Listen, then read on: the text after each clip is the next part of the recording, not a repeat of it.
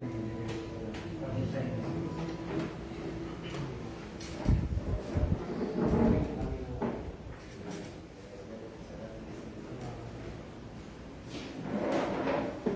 afternoon, church.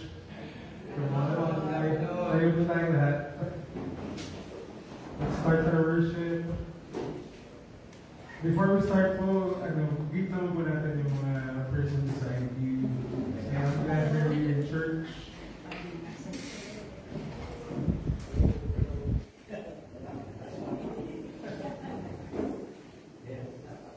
Go to church. Are we excited to worship Jesus today? Amen. I hope you're excited.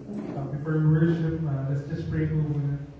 Father, we thank you, God, for this afternoon. Thank you, Lord, for we know that you have gathered us in this place. And Lord, we want to thank you, Lord, for the privilege that you have gave us to worship. And just pray, Lord, that your Holy Spirit will be upon us, Lord. I pray that your name be lifted up in this place. And we just enjoy this time worshiping you, Lord. We pray in Jesus' name. Amen. Come on, let's worship.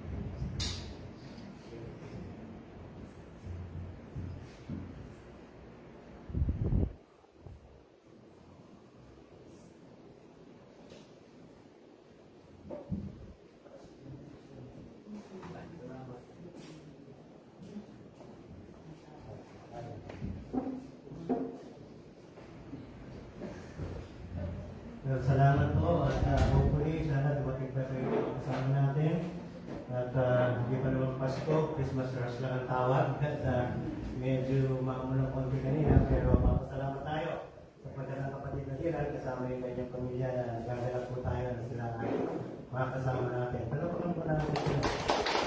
At alam ko, babahagi ng kapatid ngayon John chapter 17 o nagkakamali is the prayer for his disciple. So, bagay natin ang kapatid na diyan. Praise God.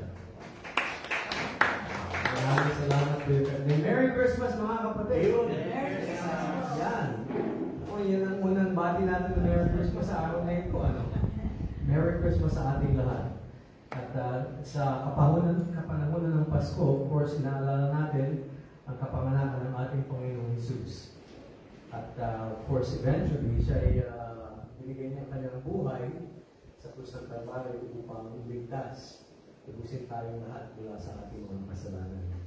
So dito, sa ating pag-aaral ngayon, tulad ng sabi ni Kuya Carding, nasa John chapter 17 tayo, verses 6 to 19. But napakadaming talata nito. Verse 6 hanggang verse 19. Kaya parang itong sermon natin, parang Bible study na rin ito. Kaya handa ko tayo mga kapatid, buksan natin yung ating mga banal na kasulatan, maging English man yan o Tagalog, okay lang kasi tatagalogin ko din naman yung mga nakasulat dito.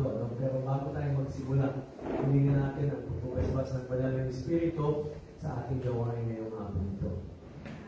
Ama naming Diyos, kami po ay lumalapit sa inyo, lumutulog sa inyo sa panalangin, hinihiling na palakasin mo kami sa aming puso't isipan at sa aming Espiritu. Gamitin niyo, O Diyos, ang inyong banal na Espiritu upang mamulat ang aming mga mata sa mga katotohanan nasa loob ng inyong banal na kasulatan. Napakarami po, napakayaman po ng inyong salita.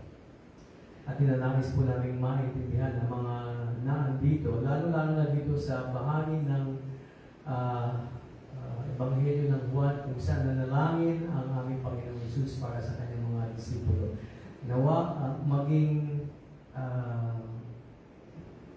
maging source po ito, O Diyos, ng kalakasan para sa bawat isa sa amin.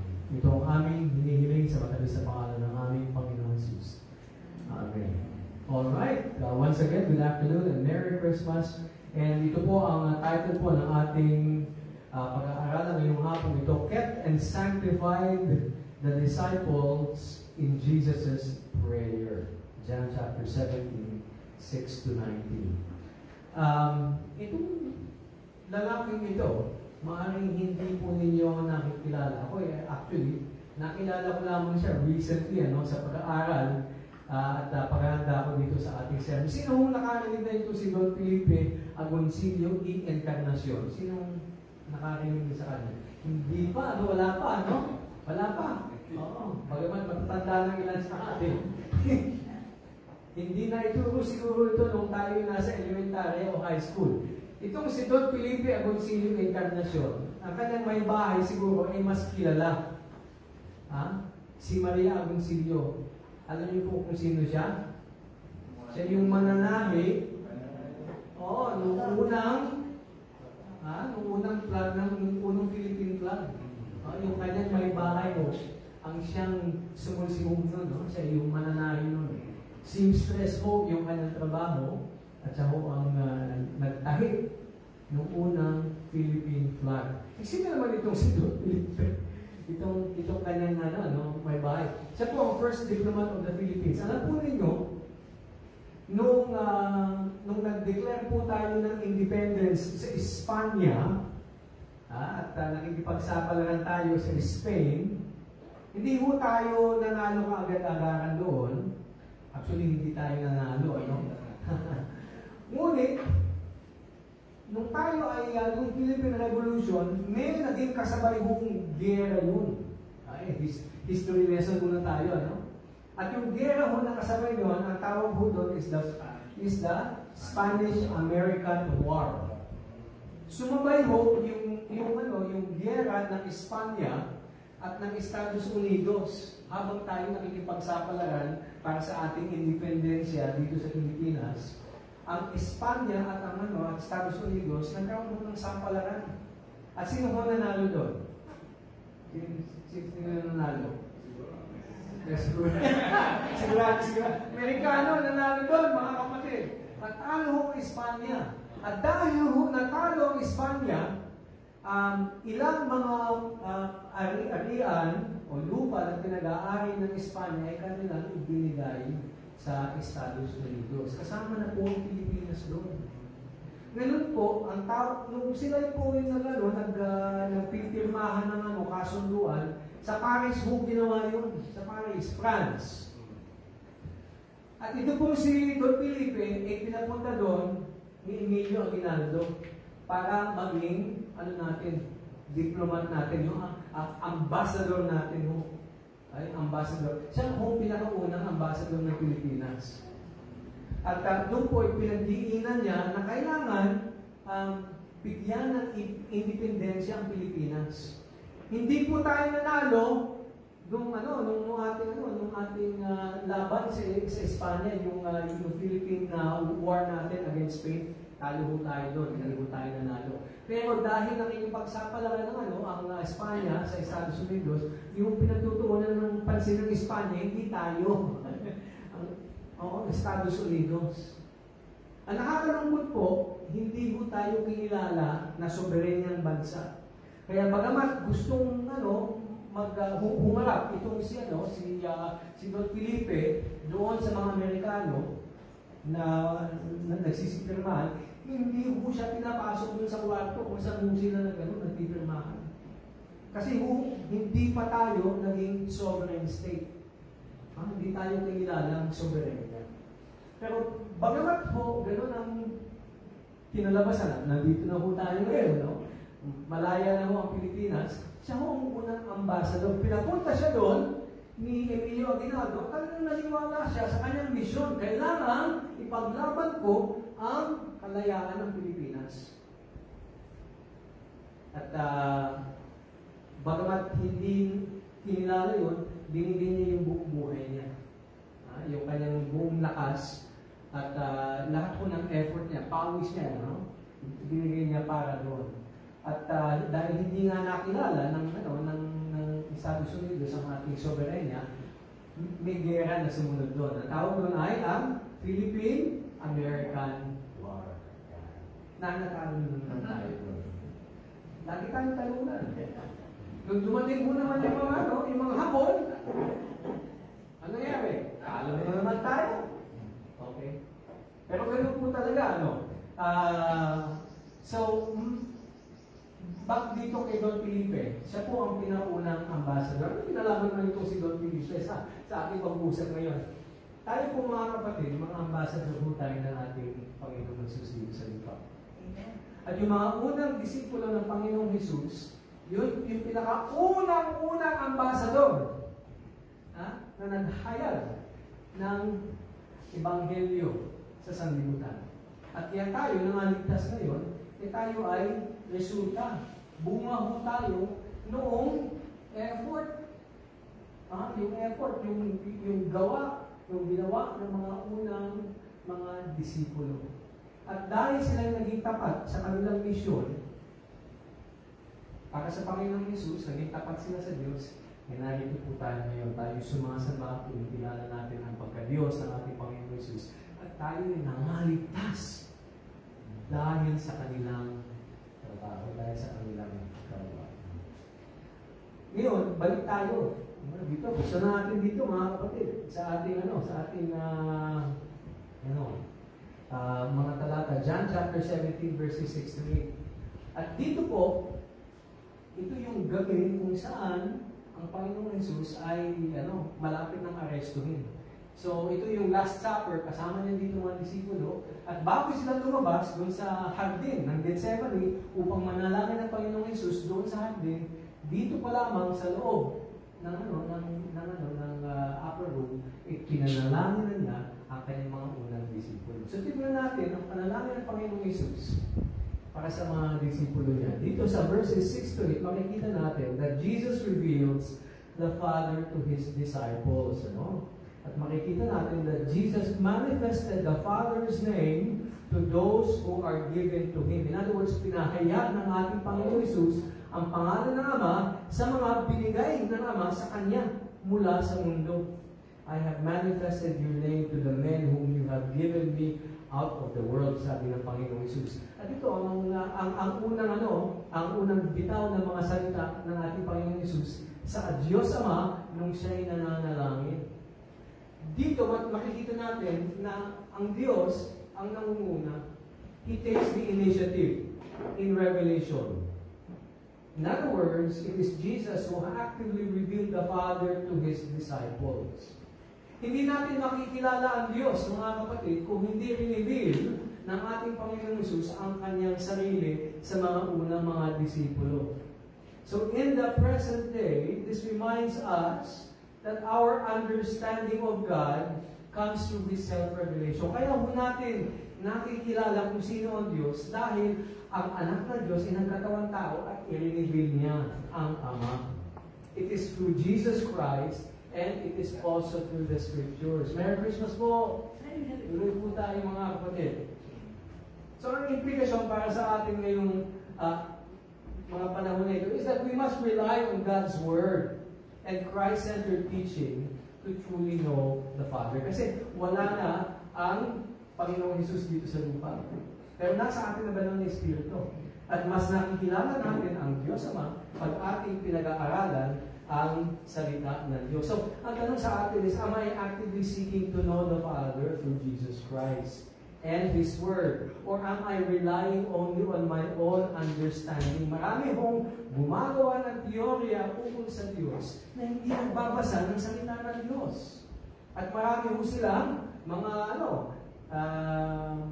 mga tigasunod, kuminsan, nagsesermon ho sila mula sa kanilang mga pulpito, minsan ho, hindi ho binubuklat ng banal na kasulatan. Kakalapot ho, marami hong mga ganyan na tinatawag ng mega churches na ang kanilang mga turo ay hindi man base sa salita ng Diyos. Kaya ho, marami hong nalilihis ng landas dahil sa mga pastor na ito, mga preacher na ito, na talaga namang napaka-persuasive nila. Madali silang mapaniwalaan. Ang sabi sa Proverbs 3:5-6, trust in the Lord with all your heart and be not on your own understanding. In all your ways acknowledge Him and He shall direct your paths. Ang pangalawa mo, makikita natin, yung mga unang disipulo pala, ang pinanggalingan, bagamat sila nandun sa mundo, meron po silang heavenly origin. Sabi, they were given to Jesus by the Father. Kasi, in-acknowledge ng Panginoong Hesus, sabi niya, sila ay sa iyo at sila ay ibinigay mo sa akin. At tinupad nila ang inyong salita. They were also chosen out of the world. Kasi ang sabi, mga taong binigay mo sa akin ay mula sa sanlibutan. So, ang ating Panginoong Hesus, itong mga unang mga disipulo niya, nakapili niya, ay mula pala, dinesignate pala ito ng Diyos Ama na magiging mga disipulo ng Panginoong Hesus. Bago pa lang magsimula ang gawa ng Panginoong Hesus, alam na niya kung sino mga pipiliin niya.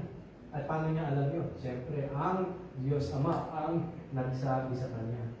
So the identity of the early disciples was gifted by God, ibinigay sa Panginoong Hesus.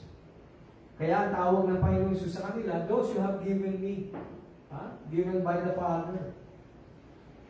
This emphasizes the privilege and responsibility of being called out of the world to belong to Christ. Espesyal ho mga kapatid yung unang disipulo. Pero ho ninyo, there were more than 100 disciples. In fact, bago umakit ang Panginoong Hesus sa langit, may mga 500, ang nakakita sa Kanya. Nagpakita siya to about 500 of these disciples. Pero, 12 lang ang mga talagang ginawa niya ng mga apostoles niya. So, ang implikasyon para sa atin, today, we should embrace our identity bilang mga anak ng Diyos. Bilang mga pinili ng Diyos. Tayo din ay mga pinili ng Diyos. We have been chosen, in fact, to live in alignment with His purposes. Kailangan mamuhay tayo ng ayon sa mga layunin o kalooban ng Diyos. Ang sabi dito sa 2 Thessalonians 2:13-14, But we are bound to give thanks to God always for you, brethren, beloved by the Lord, because God from the beginning, ang sabi dito, chose you. Pinili pala ang mga kapatiran na ito, chose you for what? For salvation through sanctification by the Spirit and belief in the truth. Hindi mo sinulat dito salvation through justification. Ang sinulat po dito, salvation through sanctification. May pagkakaiba po yung dalawang yun. Ang justification po, yun po yung paniniwala upang mga ligtas. Ang sanctification po, ito po yung pananampalataya na ginagamit natin sa pang-araw-araw upang maging katulad natin ng ating Panginoon Jesus. Ito yung holy living, yung faith na kinakailangan for holy living. Kaya ang sinasabi dito, pinili daw tayo mula sa simula para mangaligtas tayo through our holy living. 3 tenses po ang salvation, no? Yung past tense, justification. Tayo po ay nangaligtas na sa lahat ng mga kasalanan natin. Ligtas na po tayo, past tense. Hindi na mo natin papabayaran yun. Yung second tense po, yung present tense, yung sanctification, yung pamumuhay natin ngayon. Ito po yung salvation from the power or influence of sin. Tayo po ay nai-influensyan pa ngayon ng kasalanan, ngunit dahil mayroon tayong banal na espiritu, napapagtagumpayan natin ang kasalanan sa ating buhay sa pangkasalukuyan. And eventually, yung future tense ng salvation, yung tinatawag na glorification.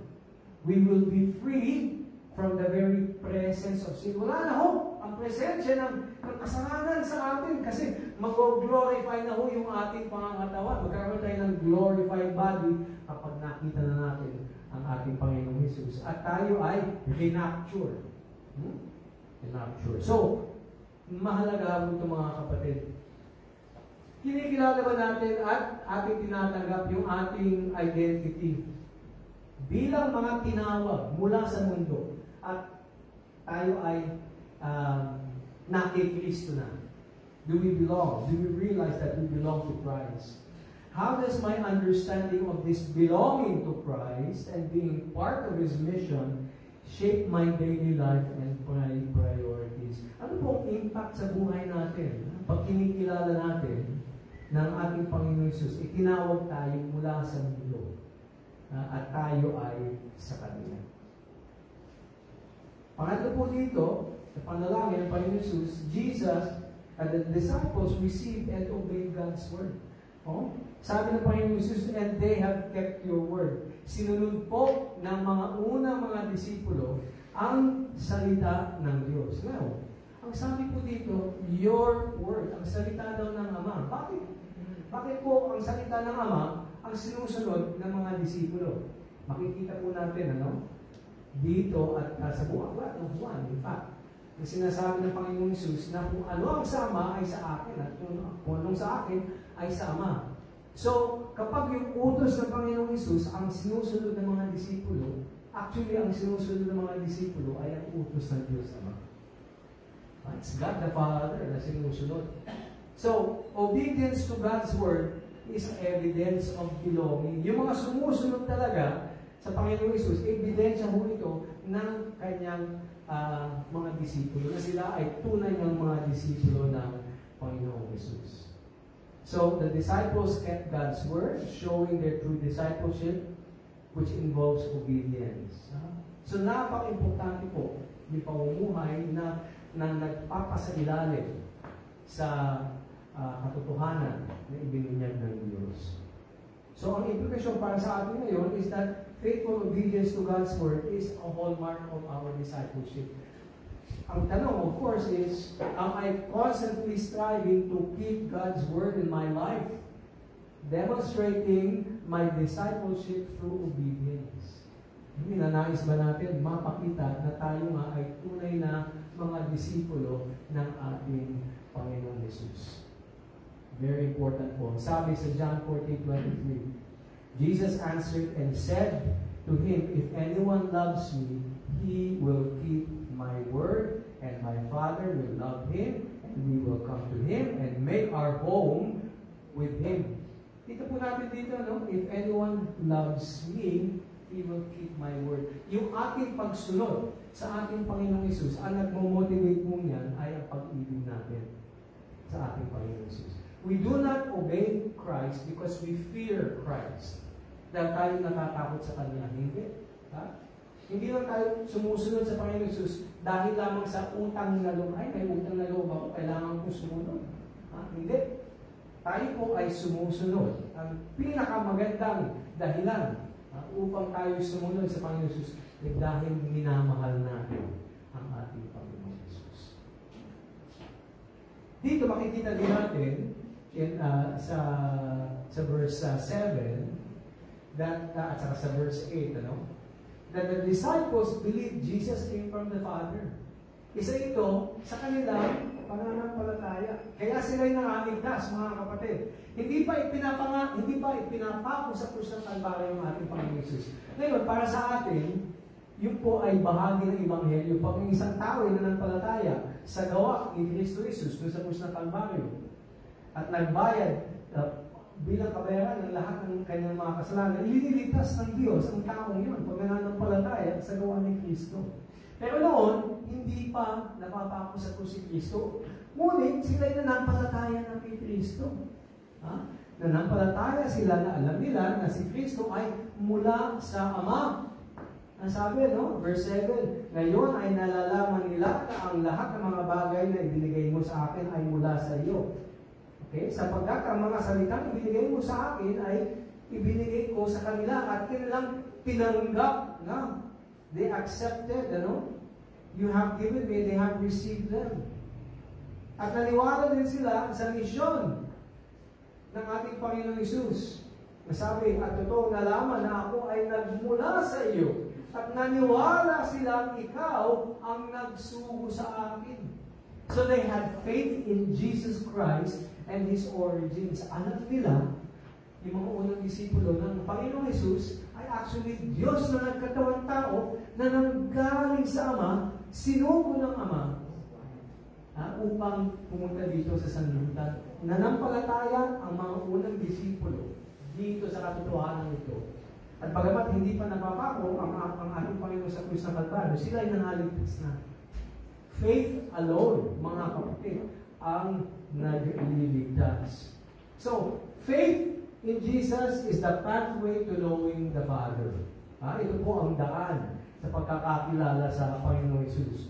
Tayo, sa pagkasunukuyan, tinatawag tayong palalimin yung ating pagkaintindi ng misyon ng ating Panginoong Hesus. At ang pagproklama sa Kanya bilang tanging daan papunta sa Ama. Sabi, alam natin itong mga verse na ito. Diba? Sabi ng Panginoong Hesus, Jesus said to him, I am the way, the truth, and the life. No one comes to the Father except through me. Talagang wala pong mga kapatid na makararating at makakakilala sa Diyos Ama kundi daraan sa ating Panginoon Jesus. Only through Jesus Christ. At kaya nga sa Acts 4:12, ang sabi, there is no salvation in any other. Okay? Sumunod sila kay Muhammad, sumunod sila kay Buddha, sumunod man sila kay sino itong natin, kay Tibuloy? Sa Pilipinas, kay Tibuloy? Wala hong pupunta sa langit sa pagsunod ng mga tao dito. Okay? There is no salvation in any other, for there is no other name under heaven given among men by which we must be saved. Kaya talagang blessed tayo mga kapatid with salvation dahil nanampalataya tayo sa tanging pangalan ng Panginoong Hesus. Ang tanging pangalan na nagligtas. There is no other salvation in any other way. Grabe po. So itong kapanahonan ng Pasko talagang napakahalaga na maalala natin itong dakilang biyaya na tanggap natin dahil sa pananampalataya natin sa ginawa ni Kristo sa krus ng Kalbaryo para sa atin. So, in what ways can I share with others that Jesus is the only way to truly know God? Kailangan pong malaman ng mga ibang tao na sila'y maliligtas lamang sa pangalan ni Kristo. At kaya tayo dapat masigasig po tayo na nagbabahagi ng ating pananampalataya kay Kristo. Huwag po tayong matakot, magkaroon ng pagdududa. Dapat maging malakas tayo sa ating pananampalataya. Sa paano para naman, nai-influensyahan ng ating pananampalataya ay yung pang-araw-araw nating mga desisyon. Na ipapakita ba natin yung ating pananalig kay Kristo sa ating pamumuhay. Okay, dito naman tayo sa verses 9 to 12. 9 to 12 naman po, no? Jesus intercedes for the disciples' preservation. Yung pag-iingat ng mga disipulo ay talagang ipinanalangin ng ating Panginoong Hesus. Ang sabi dito, that Jesus prays specifically for His disciples, not for the world. Yung unang mga disipulo, kaya naman tayo naging bunga ng kanilang gawain kasi may special prayer ang Panginoon para sa kanila. Ang sabi ng Panginoong Hesus, tatagalogin ko dito, idinadalangin ko sila, hindi ang sanlibutan ang idinadalangin ko, kundi para doon sa mga ibinigay mo sa akin, sapagkat sila ay sa iyo. So talagang special ang prayer ng Panginoong Hesus. It was focused on the first disciples or the apostles. Exclusive intercession para sa mga disipulo ang ginawa ng ating Panginoon Hesus. Hindi sa pangkalahatan, hindi para sa mundo. Pero eventually, doon sa panalangin, kung itutuloy ninyo, ipapanalangin din ng ating Panginoong Hesus ang mga mananampalataya din sa Kanya in the future. Pero dito muna, pinagtuunan muna ng Panginoong Hesus yung mga unang disipulo. Christians are uniquely cared for and represented before the Father by Jesus Christ Himself. Talaga may representasyon tayo sa Diyos Ama. In fact, nag-i-intercede ang ating Panginoong Hesus. Sabi sa Hebrews 7:25, He is also able to save to the uttermost those who come to God through Him, since He always lives. We serve a living Savior, mga kapatid. Since He always lives to make intercession for them. Lahat po ng mga sinusundan ng mga relihiyon sa lupa, maging Buddhism yan, maging Mohammedanism o yung Islam, maski ano po relihiyon yan, yung mga nagpasimula ng mga relihiyon namatay at nanatiling patay. Ngunit ang ating Panginoon Hesus ay nabuhay ng muli. At siya ay umakyat sa langit in bodily form, ito yung tinatawag na ascension. At umupo sa kanang kamay ng Ama. At doon po, He makes intercession for us. He always lives. Buhay ho ang ating Panginoong Hesus. At siya ho'y namamagitan para sa atin. Tagapamagitan natin ang ating Panginoong Hesus. So how does this knowledge impact my confidence in approaching God? Tayo ba may kumpiyansa na nananalangin sa Diyos? Kasi alam natin na ang anak ng Diyos nandun, interceding on our behalf, namamagitan ang ating Panginoon Hesus para sa ating lahat. O tayo may pagdududa, pag nagpe-pray tayo, hindi natin nasasabi yung mga salita ng panalangin natin namin talagang buo ang loob natin. Pagaman, hindi lahat po ng hinihiling natin sa Diyos ay binibigay sa atin ng Diyos. Kasi alam natin, ang wisdom ng Diyos ay mas higit sa wisdom natin. Yung karunungan ng Diyos ay mas mataas. Alam ng Diyos kung ano mas tama. Kung minsan, hinihiling natin ilang mga bagay, pero ang talagang ang tunay na maalam lamang at marunong ay walang iba pong Diyos. Kaya talagang pag tayo ay nanalangin na may kumpiyansa, dapat nagpapasailalim tayo sa kalooban ng Diyos. Sabi nga ng ating Panginoon Hesus, not my will, but thy will be done. So bagamat nananalangin ang Panginoon Hesus palagi sa Diyos Ama, ipinasailalim niya ang kanyang kalooban sa kalooban ng Ama. Napaka-importante po yun na huwag po natin kalilimutan. Jesus also, dito sa verse 10, declares that He is glorified by His disciples. Ang sabi dito, and all mine are yours, and yours are mine, and I am glorified in them. Ako'y naluluwalhati sa kanila. So, napakaganda po. Ang testimony ng mga disipulo sa Panginoong Hesus ay siya'y galak na galak na itong mga disipulo nito ay nagbibigay gloria sa Kanya.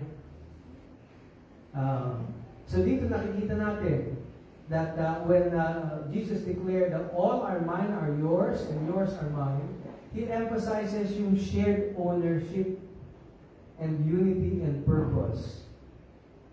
So alam natin, dahil ang Diyos Ama, Diyos Anak ay nag-iisa at pinanalangin niya ang kanyang mga disipulo, tayo din, we can rest assured na tayo ay hindi lamang kay Kristo, tayo din ay sa Ama. Pag-aari din tayo ng Ama. At ang ating kaligtasan ay hindi mawawala. Secure po, may seguridad ang ating kaligtasan. Nasa kamay po ng Diyos Ama. John 10:28-29, ang sabi, "And I give them eternal life, they shall never perish, neither shall anyone snatch them out of my hand. My Father who has given them to me is greater than all, and no one is able to snatch them out of my Father's hands." Itong mga disipulo na nagbigay gloria sa ating Panginoon Jesus ay may seguridad sa kanilang kaligtasan. At tayo din mga kapatid. Okay? Do we live in assurance that we belong to both the Father and the Son? Huh? And how does the truth of my security in God's ownership shape the way I respond to challenges and uncertainties? Ang buhay po natin, wala akong kasiguruhan kung ano mangyayari sa ating buhay. Alright? We do not know the future, mga kapatid. Ngunit alam po natin that our future is in the hands of God. Huh? Our future is in the hands of God. At sa verse 11 naman po, nag-request ng ating Panginoong Jesus to keep the disciples in His name. Ang sabi, "Now I am no longer in the world, but these are in the world, and I come to you. Holy Father, keep through your name those whom you have given me." Keep, that they may be one as we are. Okay? Ang panalangin niya, "Ama, ingatan mo sila sa iyong pangalan, sila ibinigay mo sa akin upang sila ay maging isa, na gaya naman natin na iisa." So, may unity po ang Diyos Ama at ang Diyos Anak. At ang panalangin po ng Diyos Anak ay magkaroon po ng unity. Itong unity to divine protection. So napakalago na itong unity na ito. Alam po natin na bahagi ho ng historya ng ating kapulungan. Meron pong matinding disunity na nangyari po. Alam po natin yan, Hindi kaila sa atin ito. At dahil ho talaga, sa totoo lamang, pag nakakaroon ng pagkakataon na hinahayaan na ang laman, yung flesh natin, yung ating, kung minsan yung pride ho natin, ay namumuno at nagkakaroon ho talaga ng disunity in the body of Christ. So, ang implikasyon po talaga para sa atin is that the church must prioritize unity among believers, grounded in the truth of God's Word and preserved by God's power. Yun po talaga dapat i-ano natin. At bakit po? Kasi pag nakikita ng mundo ang disunity ng iglesia, nagiging mahina po ang ating pagtuturo. Humihina po. Okay, yung ating pagtuturo. At dahil nais natin maipakita na tayo nga ay tunay na mga disipulo, dapat nakikita yung pagmamahalan natin sa isa't isa. The world shall know that you are my disciples if you have love one for another. May unity po, ang sabi sa Ephesians 4:3-6. Endeavoring. Sinabi natin endeavoring. Talagang pinagtatrabahuhan ng buong puso to endeavor, endeavoring to keep the unity of the Spirit in the bond of peace. There is one body and one Spirit, just as you were called in one hope of your calling, one Lord, one faith, one baptism, one God and Father of all, who is above all and through all and in you all. Grabe itong hamon ito, mga kapatid. This is a challenge to unity. At alam po natin, hindi lamang tayo ang nakaka-experience. No? Marami hong mga iglesia. In fact, yung protest na tayo, minsan tinatawag na protestante, ano po. At iba po ay mga katoliko. Ha? At sa history po ng Kristyanismo, talaga may paghahati na nangyari. Kaya ho tayo naging mga tinatawag na protestante at may mga katoliko dahil nasira ho yung tinatawag na unity. Pero mahabang istorya dito, huwag mo natin puntaan muna. Ang hamon para sa atin ngayon, how am I contributing to the unity of the body of Christ or in my church community? Am I allowing personal preferences or divisions to hinder it? Itong personal preferences, alam niyo po, yung unang early church, yung mga doon sa komito, nag-away-away. Sabi, ako, kaya Polo ako. Hindi, ako naman kay Pablo ako. Ha? Yung iba naman, mahina kayo. Kami, kay Kristo kami. Ganun sila. Yung mga preference sila. Kaya ako, naghahati-hati, nagkakaroon ng division, nagkakaroon ng kampi-kampi. Pagkakampi. May mga kampo-kampo na ho sila. So ito po mga kapatid, ang hamon para sa atin ngayon. Lalo na sa kapanahunan ng Pasko, we should show our unity in Christ. Dito po sa verse 12, we see that Jesus reminds the Father of His own protection during His earthly ministry. Ang sabi ng Panginoon Jesus, habang ako'y kasama nila, iningatan ko sila sa inyong pangalan. May pag-iingat ang Panginoon Jesus. Sila na ibinigay mo sa akin. Sila yung pinantayan ko, sabi ng Panginoon Jesus. At isa man sa kanila ay walang napahamak, maliban. Merong exception to the rule. Maliban sa anak ng kapahamakan upang matupad ang kasulatan. Alam mo natin yun ay si Judas. God knows Judas. Not pay ikaman, nakikita ko yun pag ako'y sumasakay sa jeep noon, papuntang eskwela. God knows Judas, not pay yung mga hindi na nagbabayad doon sa jeep. Judas daw yun. Okay?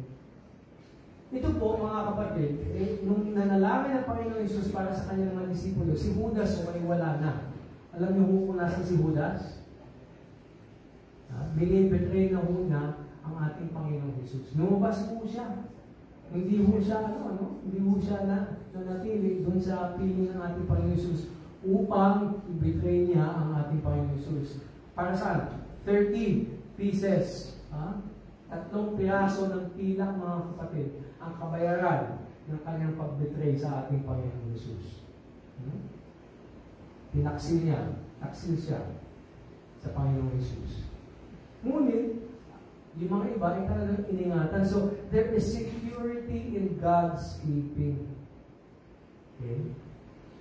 Itong sinabi ng ating Panginoon Jesus dito reassures believers that God is actively guarding them despite the challenges they face in the world. So, para sa atin, we can trust in God's protection over our lives and ministries as He fulfills our purposes.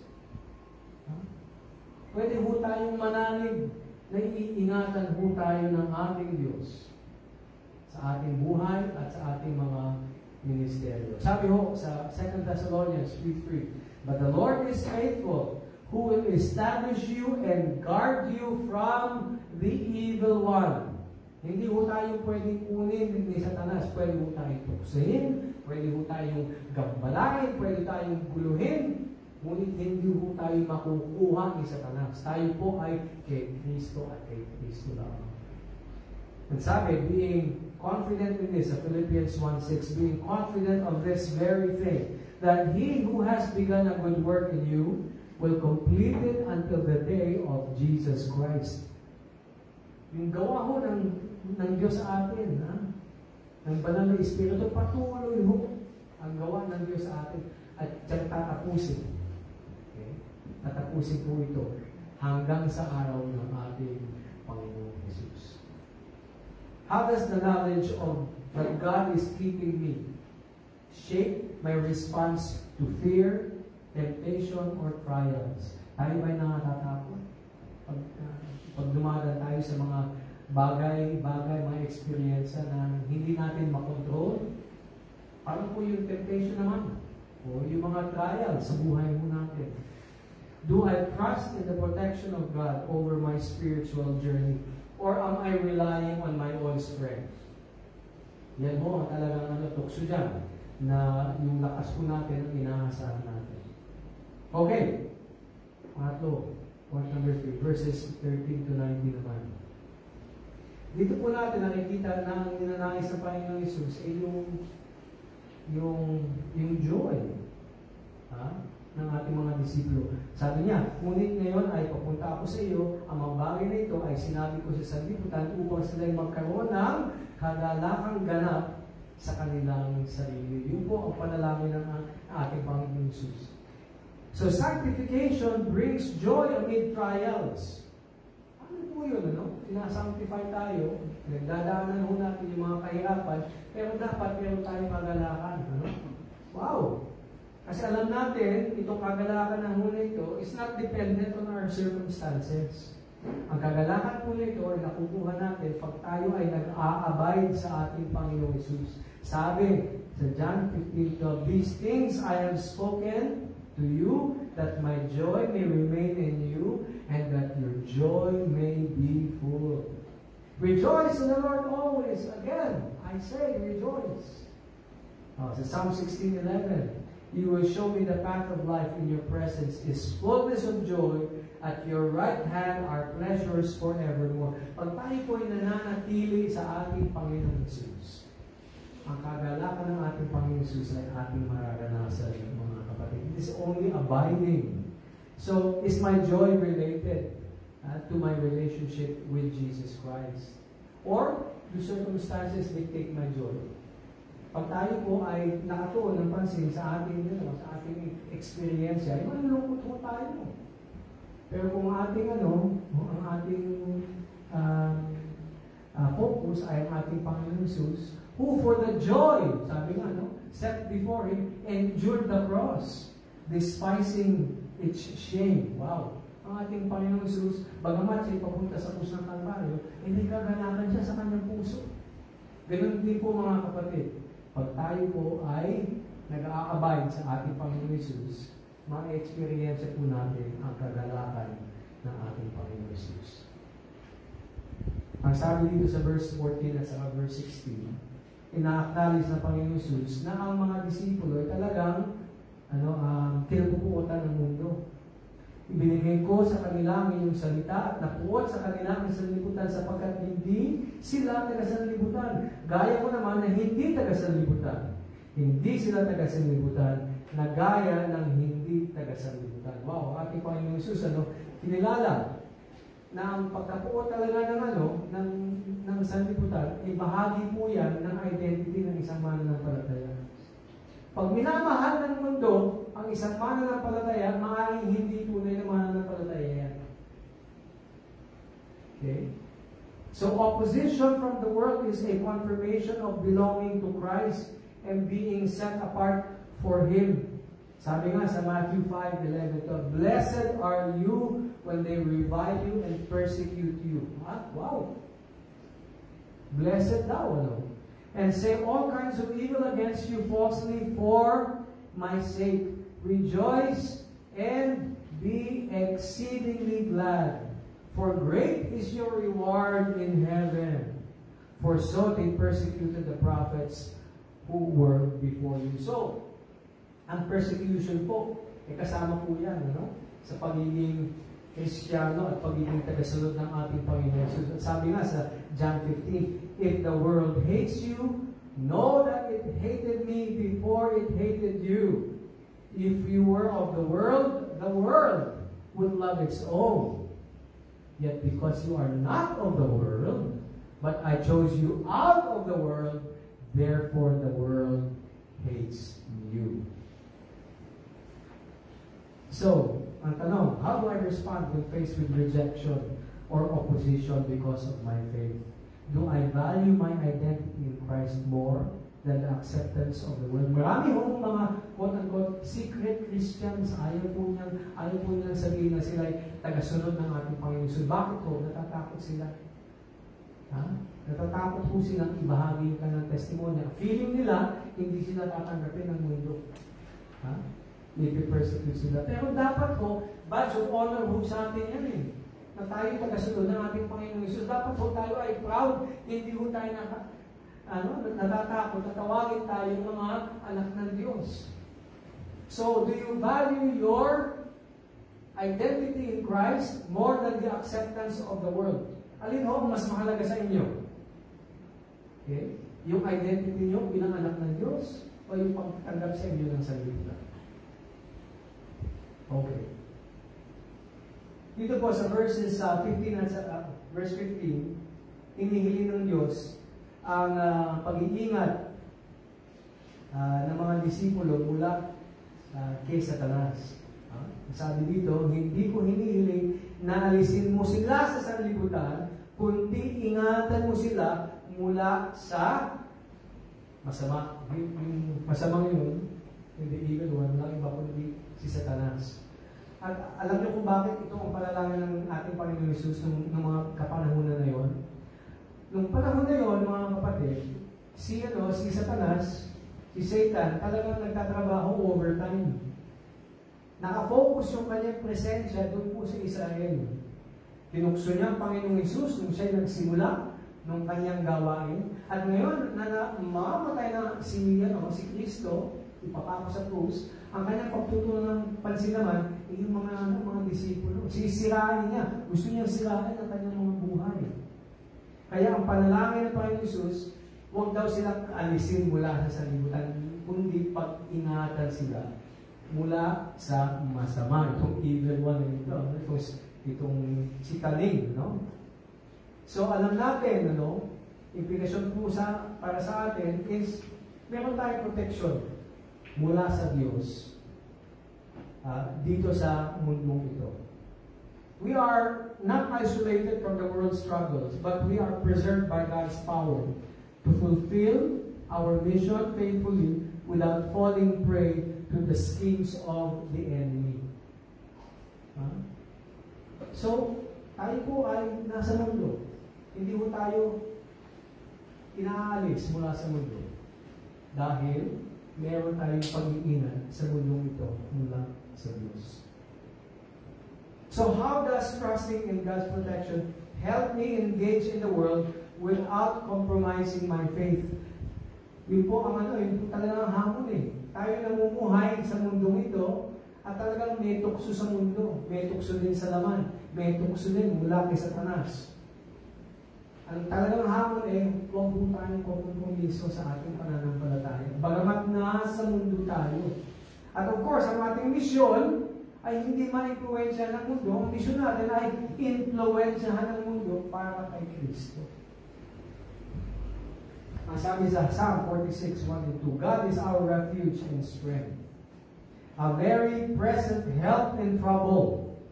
Therefore we will not fear, even though the earth be removed, and though the mountains be carried into the midst of the sea. God is our refuge and strength. He is our refuge and strength. In verse 17 po, ang panalangin ng Panginoon Hesus ay pabanalin ang kanyang mga disipulo. Sabi niya, pabanalin mo sila sa katotohanan. Ang salita mo ay katotohanan. Very important po ito, para sa atin ngayon. Kasi ang nasa atin ay ang salita ng Diyos.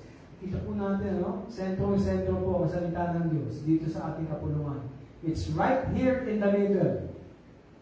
Bakit po? Ang salita po ng Diyos ay nagpapabanal po sa atin. Pinanalangin po ng ating Panginoon Hesus na pabanalin ang mga disipulo sa kanyang salita.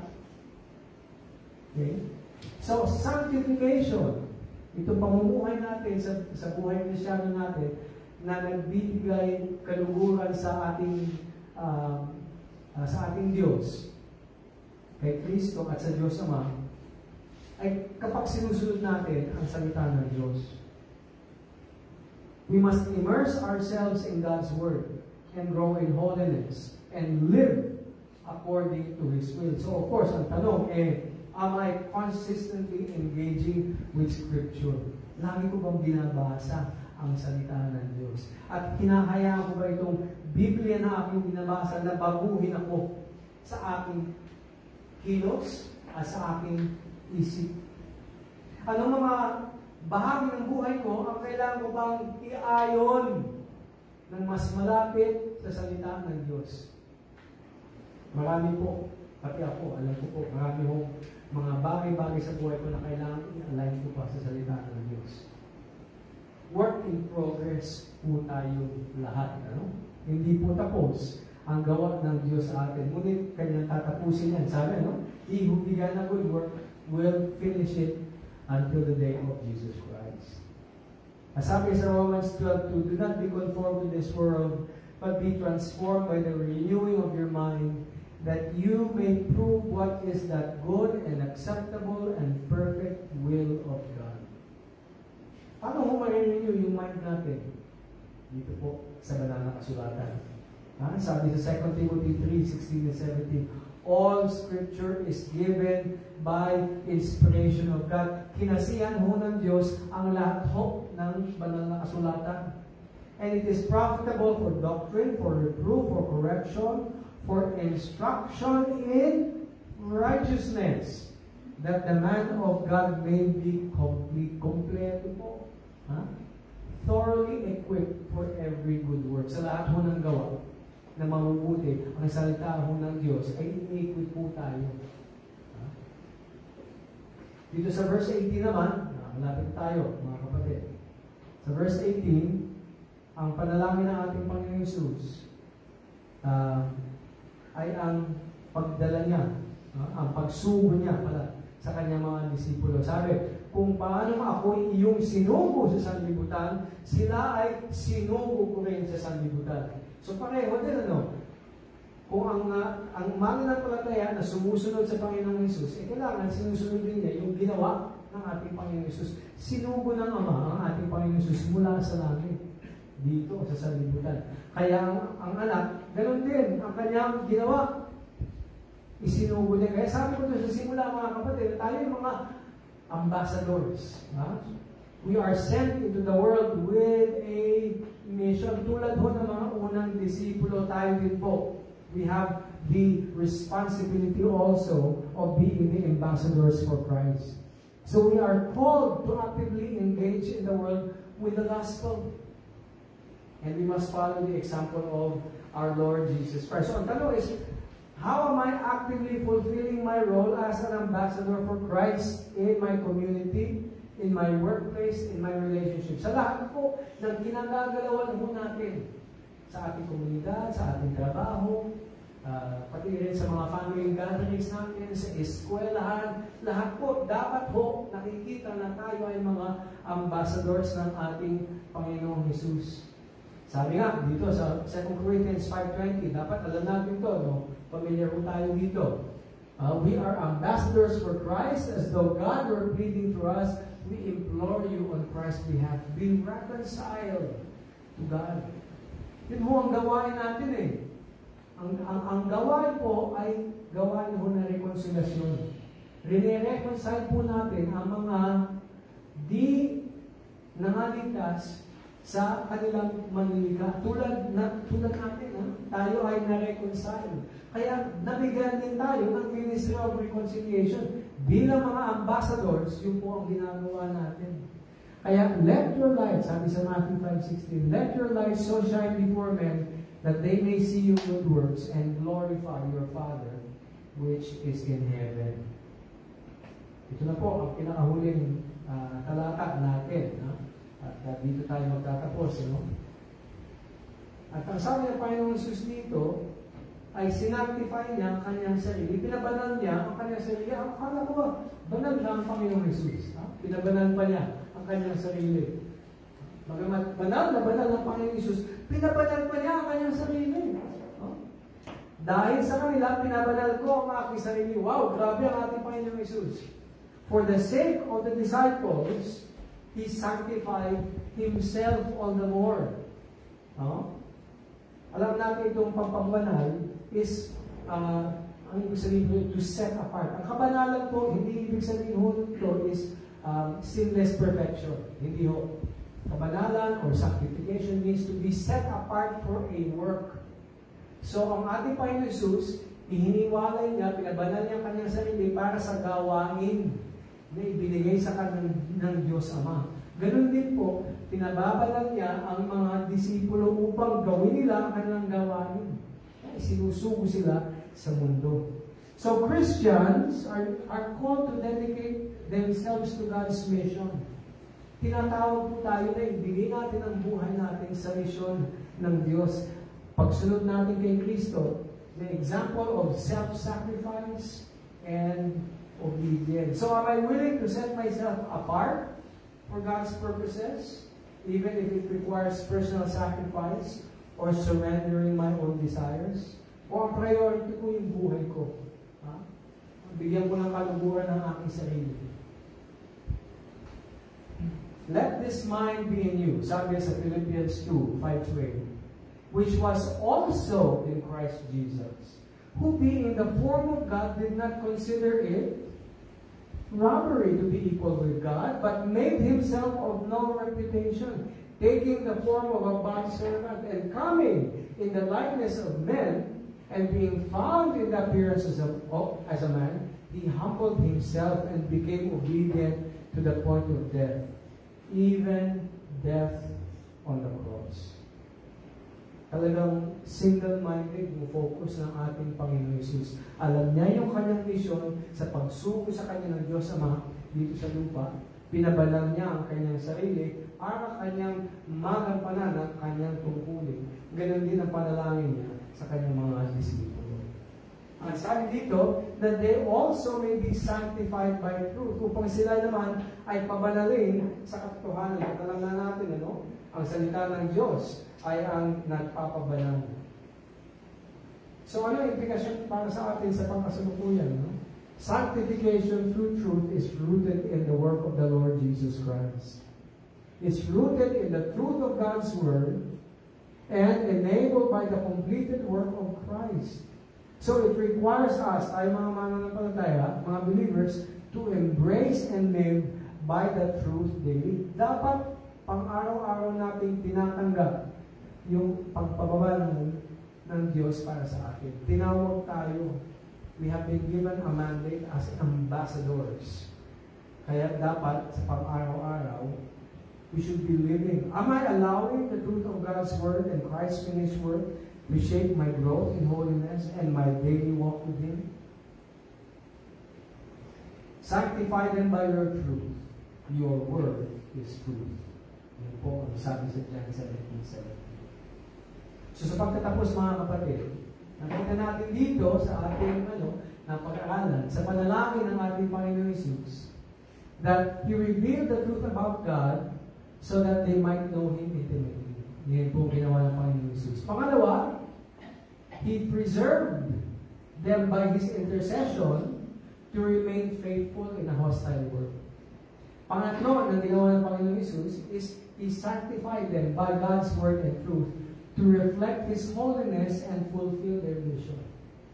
At ang pang-apat na ginawa ng Panginoon Jesus is He empowered them by His own sanctification and work on the cross to live lives set apart for God's glory. So ano ang hamon sa atin? 4 po mga kapatid. 4. So ito na po yung pinakahuling 4. So kung meron isang slide, kunan nyo na ng picture ito. Ito na. Last slide na ito. Mga kapatid. Okay? Kailangan po, we should know God more deeply through His Word. Mas malalim dapat ang ating kaalaman sa Diyos. Lalo-lalo na dito sa kanyang salita. Number 2, we must trust in His protection against all trials and spiritual battles we face.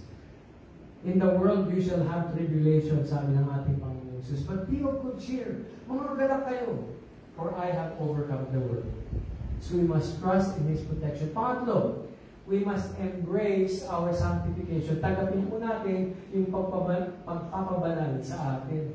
It is an ongoing journey of growth in holiness. Patuloy po, huwag po tayong mawalan ng pag-asa. We must not lose faith. And last but not the least, live missionally. Mamuhay tayo na tulad ng mga unang disipulo, no? They lived with a mission. At ang mission niya is to share the gospel. Okay? We should live missionally as those sent into the world to glorify Christ. Tayo po'y manalangin, mga kapatid. Our Heavenly Father, we are grateful and thankful for the challenge that we have seen in the prayer of our Lord Jesus Christ. Ang aming hiling o Diyos ay maging inspirasyon po ito sa amin upang mas kilalanin namin kayo sa inyong salita. Patuloy kaming magdiwala sa inyong pag-iingat sa amin. Aming tanggapin ang pagbababalan ninyo sa amin at mamuhay kayo ng may layunin na ibahagi ang Ebanghelyo ng aming Panginoon Jesus upang magbigay gloria sa kanyang pangalan. Ito po ang aming dinadalangin sa matamis na pangalan ng aming Panginoon Jesus. Amen. God bless po sa ating lahat at Merry Christmas to you. Thank you.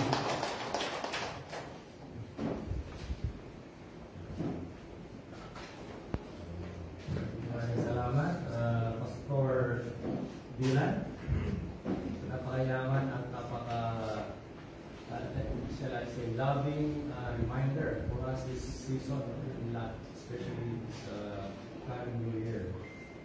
Now, I just like to update you on mga nangyayari sa amin for the last many days. First of all, hindi naman nag-apologize. Gusto ko na i-share yung nangyayari kasi I was really deciding to visit Boracay nung napalitaan ko na renovate na pala yung Boracay. Kung ano kaya itsura doon compared nung last visit na. And 2014 huli. 10 years later, binigay ni Lord yung desire na to na hindi ko talaga in-expect.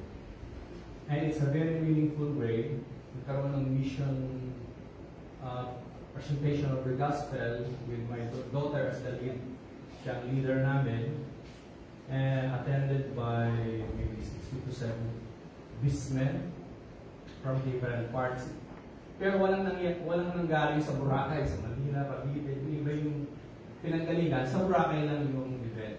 So it's really a special way. Kaya lang, nakakatuwa, yung first 1.5 days, I was asleep. Kasi, takot ako dun sa lancha. Uminom akong bowl, akala ko, gano'n lang yun. So the next 24 hours or more, inaakay ako ng asawa ko at anak ko. Kasi hindi man, ayaw ko mga maiwan dun sa akin. Pero, kumakain ako na nakapikit. At pagkakain, dinadala ko dun sa buhangin at natulog talaga ako. Sabi ko, gusto ko yung experience kasi ilang araw na akong puyat before that trip. Sabi ko, sarap pala yung ganito pakiramdam.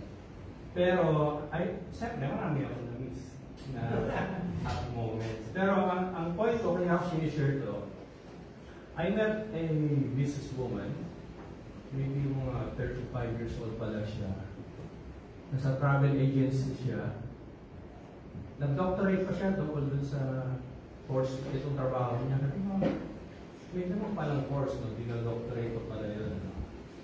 And, ito yung pinaka-gusto ko i-share sa inyo. Doon sa 60 na yun, siguro mga 35 or 40, yung sponsor niya yung hotel. At saka, all expense paid except ticket. So, it's a 4-star hotel. So, you can, siguro 4 days yung average stay ng bawat isa. More or less, may idea kayo kung gaano kalaki yung spend niya. Pero sabi nga niya, nung kumain kami, before the event, sharing kami, sabi niya, maraming pinag-usapan, pero doon sa point na, parang natanong namin, bakit mo ginawa ito? What motivated? Sabi niya, before yung sinagot ko, sabi niya, actually medyo nagtatanong ako sa Lord, tama ba yung ginawa ko? Kasi parang sobra-sobra yung nagastos niya. merong guilty feeling na parang hindi ko ata kaya yung ginawa ko. Pero nagawa ko na. So, by credit card naman eh. Pero yung pala, may kasunod pala yung statement na yun. Ang sabi niya, kaya lang, sinawad ako ni Lord. In the next 2 to 3 days, may dumating na mga, ano tawag ko? Yung mga tourist, no? May term sila, I forgot the term. Nag-booking under their company, gusto niya i-cancel kasi ang daming issues, ang daming tinatanong, sabi niya, parang na-stress siya. Pero sabi ng mga agent, kasi na-overwhelm yung mga agent, ang dami nito, boss, huwag natin itong pabayaan. Kailangan natin ng business. At in short, pumasok yung business na 600 packs. 600 tourists from different countries, mostly from Europe. Or maybe for a week or 2 weeks. So, hindi ako masyadong makareact kasi hindi ko alam yung 600. Ano ba yung ibig sabihin ng 600 packs? Sabi ko, okay. Pero siya, yung mukha niya, excited, nag-iiyak-iyak na siya. Sabi ko, is it equivalent to 1 year business nyo? Hindi naman, pero mga 2 to 3 months na business. Sabi ko, parang 200 a month ang average niya. But the difference is, they did not work for it. Kung saan na lang pumasok dun sa online. Wow, ito, grabe yan, no? Amazing talaga si Lord. Kasi, nagtatanong ka pala kung tama yung ginastos mo, sumunod si Lord. Hindi ng affirmation, kundi ng may figure na pumapasok. I'm sure, bayad na yung credit card niya, okay. Kaya parang sabi ko na lang, naalala ko ako yung sinabi ko one time, kapag pala nagbigay ka ng isang kutsara sa Panginoon, ang kapalit, isang pala. You cannot really outgive God. So, parang yun yung take home ko, there were so many people na tumangkap sa Panginoon, glory to God, maybe out of 60 or 70, mga 85% or 90% na mga businessmen ay talagang nag-express ng kanilang very publicly they profess that they receive Christ. Through that, yung friend namin, talagang sabi niya, kung malalaman lang nila yung alam natin, at kahit 10% man lang nito ay may bunga, sulit na. Sulit na yung lahat ng binigay kong investment. Nag-invest talaga siya. Nag-coordinate siya, kaya nung bago kami nagkita, sumundo pa siya from Palibot, that's a 4-hour drive. Madaling araw, sinundo niya, dinala niya pa dun sa event. Hindi lang pera, kundi nagplano talaga siya, matagal ng plano. At yung family namin parang yung anak ko yung ginawa niya resource speaker. Kaya siguro related to that, nagtanong kay Jesus sa Luke 18, verse 28-30, mayaman, sabi niya, Lord, paano ba papupunta? O paano ba ako? Ano ba yung way papunta sa heaven? Sabi ni Lord, gawin mo yan, gawin yung part ng 10 commandments. No, bata pa ako, pinagawa ko na yan. Well and good. Then, ibenta mo lahat yung property mo. Sumunod ka sa amin. Ang lungkot, sabi, alam mo natin yung kwento, ang lungkot ng rich man. At, of course, tandaan siyang naglaho.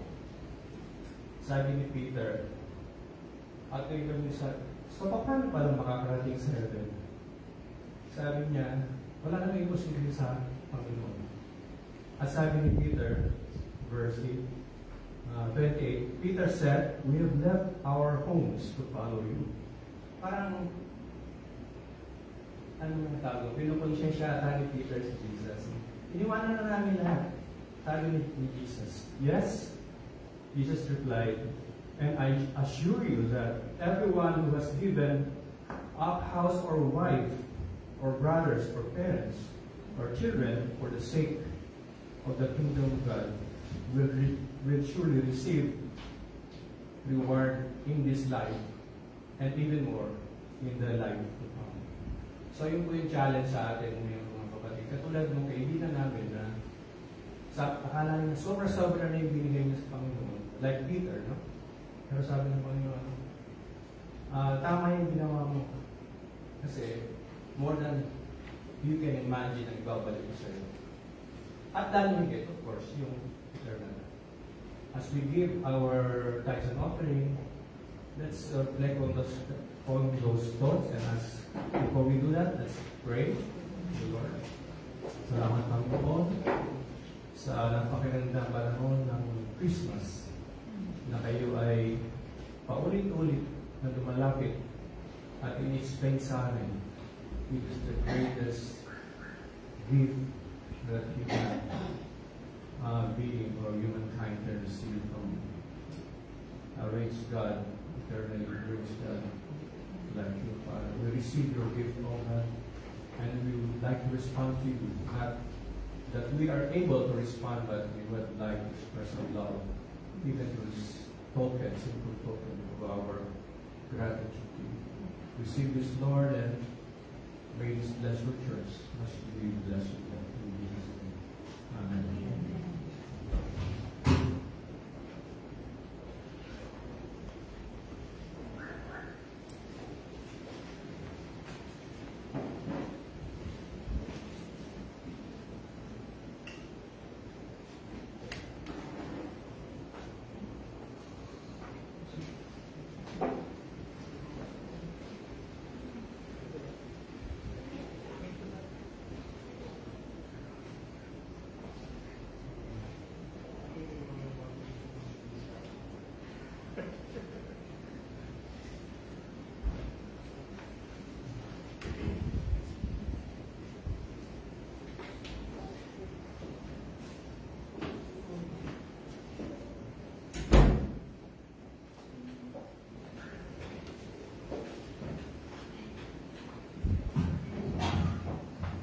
Ngayon kapatid na Sir at ngayon na yung kapatid na Dina, tunay na napakabuti ng Panginoon. Medyo malungkot ako sapagkat si White ay 3 months ko nang, di naman 3 months, 3 weeks, so magwa 1 month ko na hindi kasama kasi kanina po ay tumatahol pa din siya at pagka tumatahol medyo sabihin yung ubo malakas at talagang mas malakas pa sa preaching natin at kailangan niya pumunta sa restroom o ganyan. Kaya sabi ko, sige, okay na, dito ka na. At pangalawa, baka mahina pa yung immune system niya. Salamat din sa challenge ng giving and tithings. Actually, mas mahal po mag-tithes and offering sa mga hospital kaysa rito. Naiisip ko lang yun, ano? Kaya talagang privilege na tayo po ay bigay sa gawain ng Panginoon at bilang kabutihan at katapatan ng Panginoon sa atin lahat. Kaya namimiss ko po. At salamat din sa maraming mga bagay na tinuro sa atin ngayon na ginawa ng ating Panginoon sa atin. At hindi bilang supli, kundi bilang pag-ibig natin sa maraming ginawa ng Panginoon sa atin. Yung 4 na challenge na yun ay tawagin natin at gawin natin. At salamat sa biyahe niya. Tutuwa ako sa tuloy na pagtuturo ng kapatid na Dylan, bagamat yung iba marahil ay nanonood katulad ng misis ko. Pero mas prepared ko na sila ay nandito. No? At mas masaya kami, of course, kapag tayo nakikita-kita, pangalawa, nakakasama-sama, at nakakasama-sama po tayo sa ating fellowship. No? Buti pa yung ginatan, laging present yata. No? At meron tayo, kayo kayong uuwi. Problema niyan, at siguro mas maraming ginatan kaysa sa atin. Kaya siguro magtatlo tayong nalagyan, lalo tayo ulit. Well, kanina, kapatid ng Dylan, sa simula niya, at saka pagtapos, sabi niya, Merry Christmas. Sabi nga natin sa kanya, Merry Christmas. At kasama na yung kanyang pamilya, no? Bagal siyempre sa anak ko, may asawa na. No? At in fact, naisip lang namin na hindi naman natin siya makakasama sa Pasko kasi ito once a month, at least kasama natin at nakapagtuturo. So, hindi naman talaga Pasko ngayon, pero i-advance natin kasi hindi nakabalot ng Christmas to eh. No? So, Dylan, ito na yung love at Christmas natin.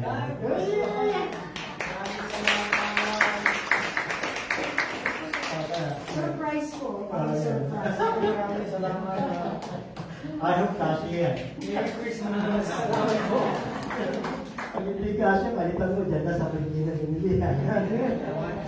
At thank you. Maraming salamat. At tayo po tayong lahat at meron tayong closing song at napakabuti ng Panginoon po sa atin. At Lord, salamat po sa hapon ito. Salamat sa katapatan at buhay ng aming Panginoon Jesus. Na kami ay hindi lamang po iniligtas kung hindi Kanya pinagpala at pinagpapala. Pinalalakas, pinagagaling at binibigay ang lahat ng aming Panginoon. Nawa po ang taong ito bago matapos ay lalo po kaming maging tapat sa inyo at masigasig, lalo na po sa inyong mga utos sa amin. Pagpalaan niyo po ang inyong mga anak, ang bawat isa. Sa aming pong pagbisan mamaya, kayo po mag-iingat sa amin at lahat po ng kalwalatihan at kapurihan ay sa inyong dakilang pangalan namin. Sa pangalan ni Jesus. Amen. Amen. God bless po sa inyo lahat.